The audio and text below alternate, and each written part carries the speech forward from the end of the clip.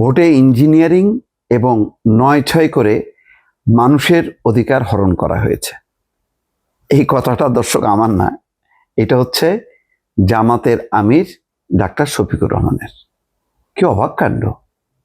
এই election engineering, ভোটে ৯/৬, এটা তো ১৫ বছরে শুনলাম।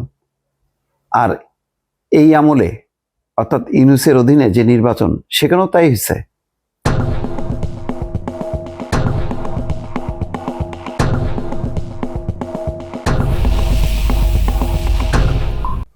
এটা তো একটা বড় ধরনের একটা কি বলবো খাদ্য আওয়ামী লীগের মুখে তুলে দিলেন জামাতের আমির।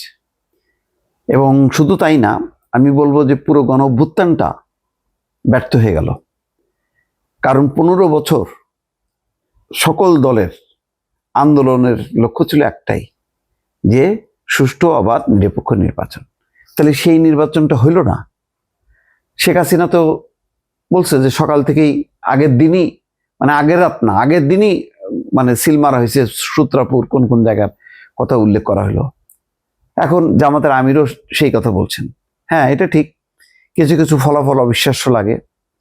যেমন নাহিদ ইসলাম কিভাবে জিতলেন, শফিকুর রহমানও বা কিভাবে জিতলেন, এগুলো অবিশ্বাস্য লাগে।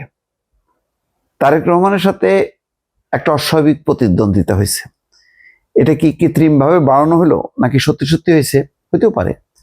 এখন ধরেন সব মিলায় 10টা 12টা 15টা 20টা মানে ভোটের অস্বাভাবিক ফলাফল, যেমন নজরুল ইসলাম মঞ্জু খুলনার, তার কি হারার কথা? তিনি হেরে গেছেন। আলী আসগর লবি, ওখানে বলা হচ্ছিল যে মিয়া গোলাম পরোয়ার জামাতের সেক্রেটারি জেনারেল, যে কোনো উপায়ে তিনি জিতবেনই এবং হিন্দুরা নাকি বিপুলভাবে ভোট দেবে। সেই আলী আসগর লবি জিতে গেলেন। আর নজরুল ইসলাম মঞ্জু, যার খুলনায় যদি একটা আসনও পাওয়ার কথা বিএনপির, সেই আসনটা হেরে গেল। এখন কি সেখানে তাহলে ইঞ্জিনিয়ারিং হলো? ঢাকার আসনগুলোতে ইঞ্জিনিয়ারিং হলো? এনসিপির শোনা যাচ্ছিল 2টার বেশি আসন পাবে না, 6টা পেয়ে গেল। তাহলে এখানেও কি ইঞ্জিনিয়ারিং? জামাত ইসলামীর আগে 18টা আসন ছিল, তাদের বড় জোর 30-40টা হইতে পারে, পেয়ে গেল 68। তাহলে এখানেও কি ইঞ্জিনিয়ারিং?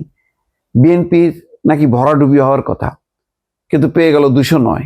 তাহলে পুরোটাই কি ইঞ্জিনিয়ারিং?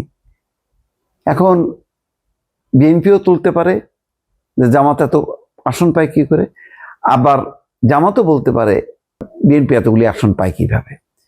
এখন জামাত বলছে, এনসিপিও বলছে, এর আগে আকারে ইঙ্গিতে না, এনসিপি যা বলে পরিষ্কার করেই বলে, তাদের তো মুখের কোনো ট্যাক্স নেই। বিএনপি বলা বাকি আছে আনুষ্ঠানিকভাবে। তাহলে কি দাঁড়ালো?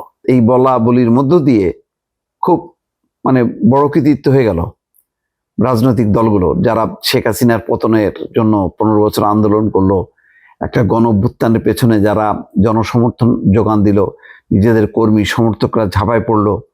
আজকে এত কষ্টের পর, এত ত্যাগ তিতিক্ষার পর একটা পরিবর্তন হলো, এবং তারপরে একটা নির্বাচনের জন্য 18 মাস অপেক্ষা করতে হলো।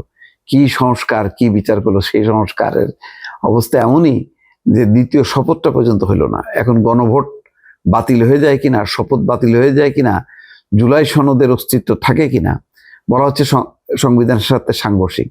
তো এত কিছুর পর একটা যে নির্বাচন অন্তত তো হইল, সেই নির্বাচনটা প্রশ্নবিদ্ধ হয়ে যাচ্ছে। জামাতের আমির বলতেছে, মানে এখন প্রধান বিরোধী দলের প্রধান ডাক্তার শফিকুর রহমানই যদি এই কথা বলে, তাহলে তো এটা উৎসব করা উচিত আওয়ামী লীগের।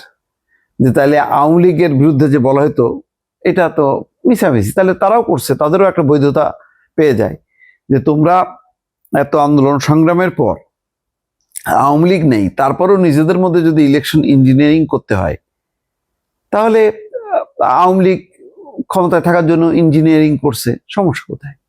সমস্যা তো নেই, ভালোই চলতে থাকুক, দেখুক বাংলাদেশের জনগণ।